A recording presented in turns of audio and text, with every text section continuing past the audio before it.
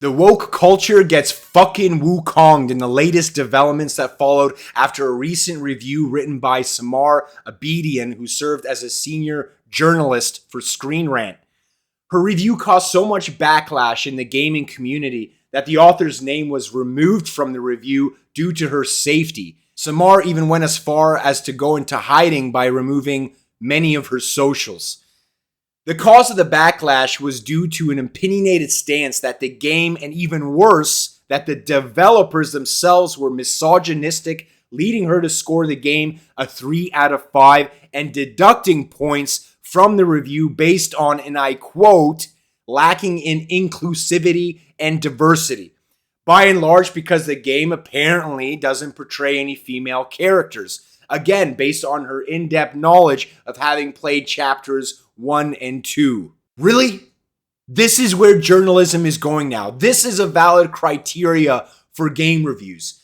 Is this setting the new precedent? Like, do we need to go through every fucking game in the past and start assigning a new Metacritic rating based on the criteria of inclusivity and diversity? Should we just forget about gameplay, fun factor, performance, art, mechanics, controls? Like, how do we even fucking play diversity?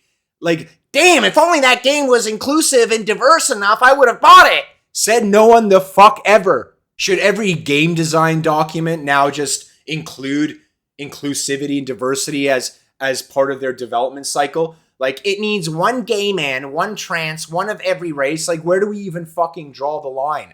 I'll tell you. Now. The line has been drawn now, and gamers have certainly spoken. Gamers of all shapes and sizes and fucking genders. Is anyone just sick as fuck about this culture war? So let me get this straight. A mythical game with mythical characters in a mythical setting based on 16th century Chinese literature isn't diverse enough.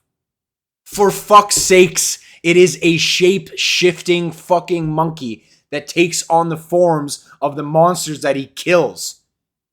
There's lions and tigers and bears, oh my! Oxes, rabbits, tortoises, birds, spiders, demons, gods, dragons. Like, I'm pretty sure there aren't even any fucking humans in the game. And also in later chapters, the game literally has a gorgeous spider-looking woman in the game. Not that I'm into that type of thing.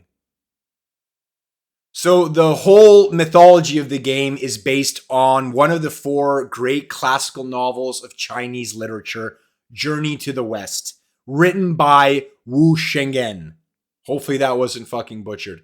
I'm pretty sure the last thing on his fucking mind was to ensure that he appropriately gender labeled the mythological creatures. Like, imagine if every Elden Ring boss introduced themselves by their fucking pronouns prior to the fight.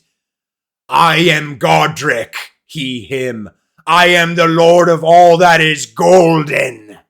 Like, do you see how ridiculous this is? Like, the worst part of this is that by bringing inclusivity and diversity as a point of contention in a game review, you are in effect creating division and springing form debates that has no fucking relevancy. And that sidetrack to conversations that not only relate about misogyny, but go as far as talking about racism now. Because you're implanting this in people's minds where it never even existed in the first place.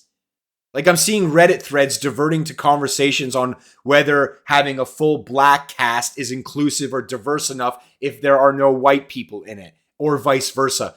What does that have to do anything with gaming? Even if we're to remotely fucking entertain this shit journalism.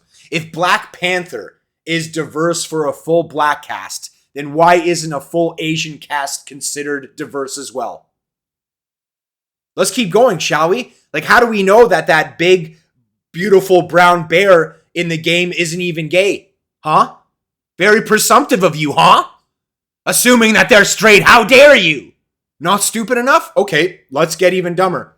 None of them, the characters in the game, nor any video game character for that matter, really displays pixelated, animated genitals, right? So, how's that inclusivity for you? Who the fuck are we to know if Mario is even a man, right? As a man, I am offended that I don't see dick flip-flapping in fucking video games more often in and around my face.